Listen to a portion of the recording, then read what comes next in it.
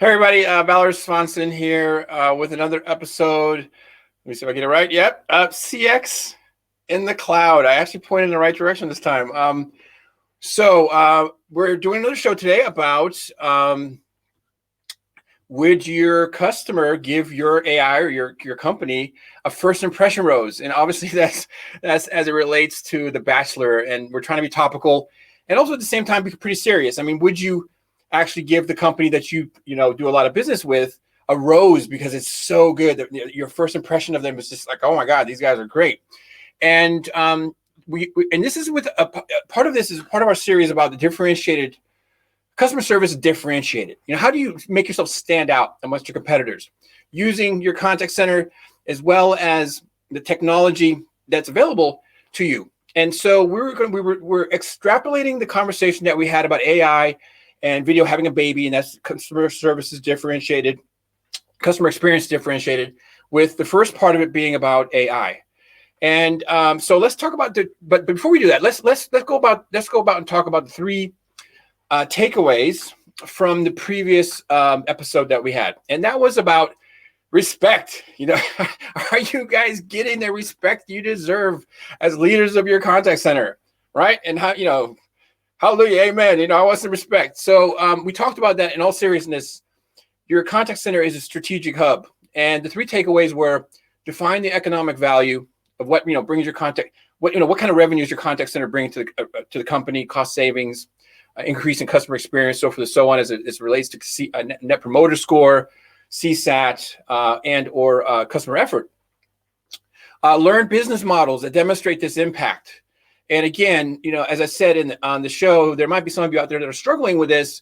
There's no reason why you can't reach out to me directly, and I can help you with these things, or our team here at LifeSize to take you through putting some models together so you can consider, what your options are. And then finally here with the three takeaways from last time, to realize the strategic implications of your contact center, you've got to move to the cloud, full stop. We've said it 1,000 times. 10,000 times, we're going to say it 50,000 times. You have to move to the cloud. You're going to save about 52% on average in operational costs if you move to the cloud. You take a little bit of that money, you invest it back in these technologies that we're going to talk about here in a second, and all of a sudden you're even a superstar as it relates to your contact center being a strategic hub. Okay, so today's show, how to win your customer's first impression rose using AI. Now, I like AI. I know a little bit about AI. I know how to get a business outcome from AI. But we're going to have a guest today, Andy Bird, who's joining us. Come on, Andy. Come on, boy, buddy. And hey, Andy, say hi to the folks. Hey, guys. So we're setting the scene today. The reason I'm a little giggly today is because Andy and I were having a bit of banter before the show, and I don't know. We might go on tour as a comedy stand-up act or something. Absolutely.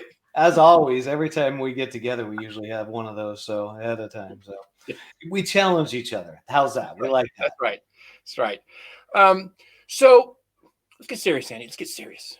Yeah, no. Let's totally get serious. I'm serious here. So AI, how to win your customer's first impression rose. So the customer's first impression of you is the first touch point. I know that's kind of repetitive, but it's what I'm to make the point here.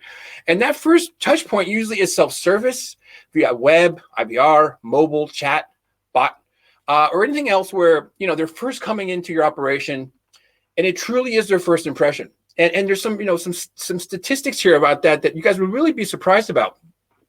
Obviously, first impressions set the tone for the entire perspective that they have on your company. That I don't know if you guys know this, but a person will make a judgment on you, an entity, an AI, a virtual agent, a chatbot, within 4 seconds of interacting with something else, and then within 30 seconds they'll actually make a final decision if they feel comfortable with this other person or this thing that they're dealing with. I mean, 4 seconds and 30 seconds. That's crazy, and we're not all Einsteins. So we don't know how to figure out how to backtrack a bad impression. So once it's made, it's done. I know people who have been dating and they knew within the first 4 seconds of the date. So, I mean, it is possible. It's part of the human interaction. That works. Yeah.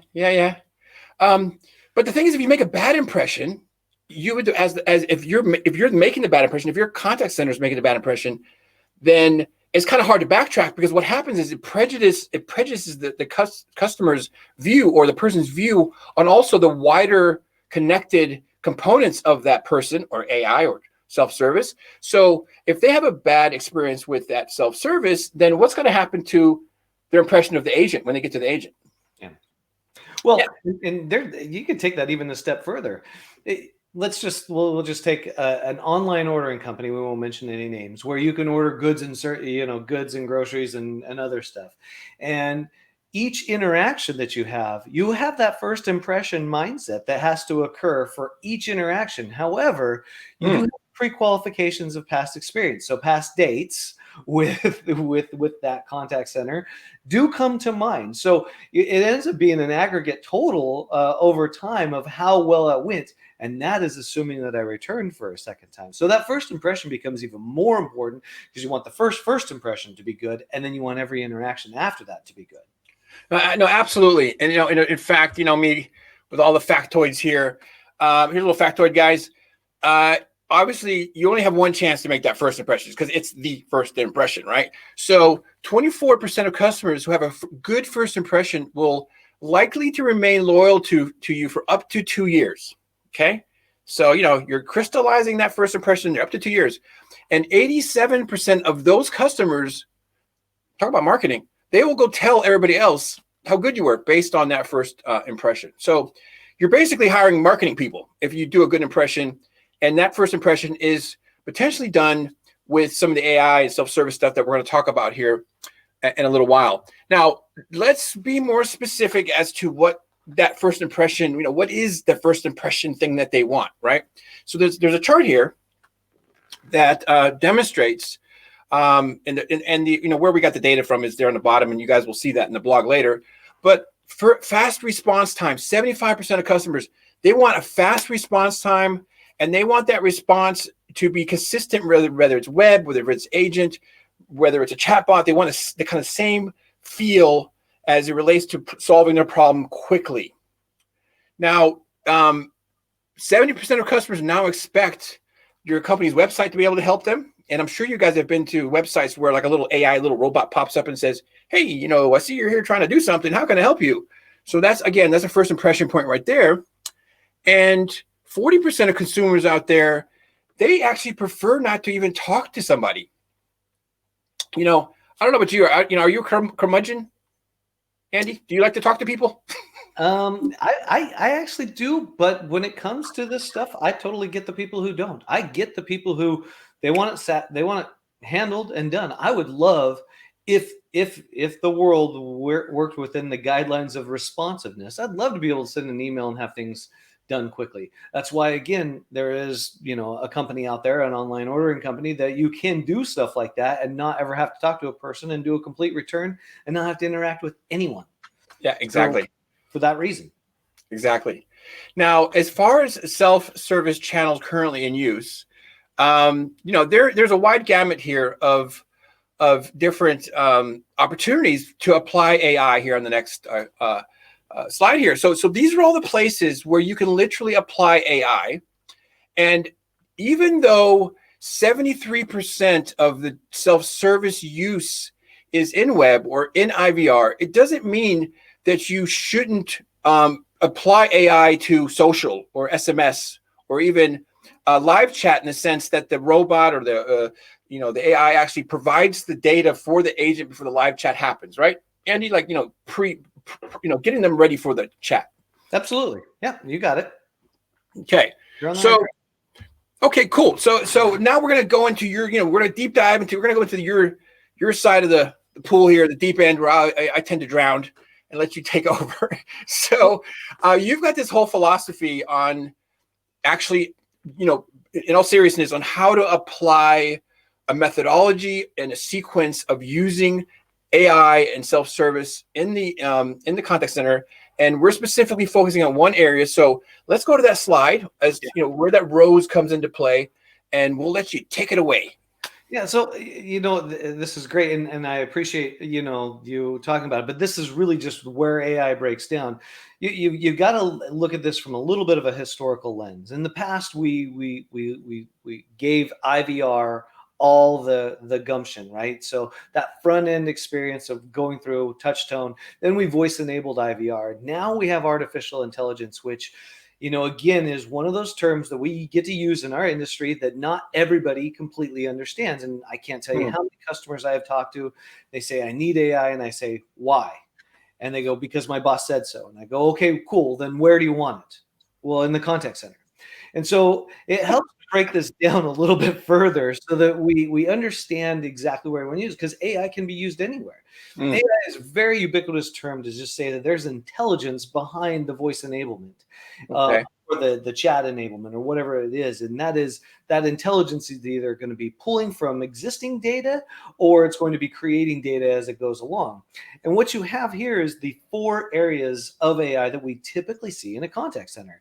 Okay. And pre-interaction, which is your rose buddy, right? So Right. that's my initial impression. It's during the interaction.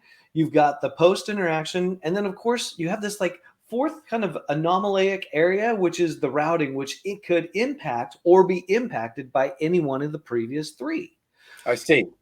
So this is where it gets fun. And when we talk about today, because I know we're going to talk about the rest of these in future programs, but this first pre-interaction is probably it's the easiest one, if not the most prolific one, to do ROI on, because essentially what it's doing is getting the first impression, like you talked about, but 2, it's gathering or giving information back and forth between the company and the agent. And then it might even be doing something for that individual. So that individual that doesn't want to talk to an agent and they want to just change their address, bada bing, you can do that with pre-interaction, conversational, or virtual agent. And that AI can actually handle that entire transaction. And now I didn't even need to, I got to save my agent for something that was more complex, because AI is artificial intelligence and it is intelligent, but it's still not a human being yet. Right. Now tell me and the rest of the folks out there that might be a little bit curious about, you got conversational AI on there. And if you talk a little bit about that, and it tells a little bit about the virtual agent and how are those kind of like rose-worthy opportunities? Sure. Well, the funny thing is virtual agent, conversational AI, there's this really blurry line in between them, because in a lot of ways they're one and the same. But conversational AI, typically, this is really about intent. Conversational AI, the intent is to get information before I give it to an agent. It's do interaction before I actually transition it off to an actual agent. Where virtual agents, the intent is, I'm not going to send it to an agent. I think I can handle the entire thing here, and only in the most extreme circumstances do I want to send it to an agent. So it really depends on the vendor that you're talking to, whether or not they use those 2 terms. And again, I find that the line between them is very gray at best. I had some other descriptors there that I decided to refrain from, but it's just very blurry. So it's really hard to know. That's why you have to ask the questions. Again, the best thing for the viewers to know is know what you're going in for. What do I want to accomplish with this? What, why, and where? If I can just answer those questions, you'll end up asking the right questions and being able to justify this very easily when you understand that. Yeah. Now, so that is the mechanics of maybe building a business case, because you know what you're trying to do. You're understanding what are the top 10 reasons why somebody's trying to reach out to you, and can the conversational or the virtual agent support that request. But what we were kind of bantering about and laughing about earlier was the conversational AI has come a long way, right? And so of course the quality of the technology, tell us why that makes a difference now and how it used to be. Right. So, I mentioned earlier in the show here about voice enabled IVR, and that's the way it used to be. And this was great because, and I got to pull the cell phone out of my pocket to show the viewers this. It was like, I want customer service. I mean, you used to call the airline and you were screaming into the phone, I want customer service. Give me technical support, because you didn't feel like it heard you, because it really wasn't based upon the way that we look at voice today. So it didn't have the way that we read voice today. We get all the inflections, we get the ups and downs, and we can even tell the difference between your voice print and my voice print. Right. I mean, that's how advanced it's got.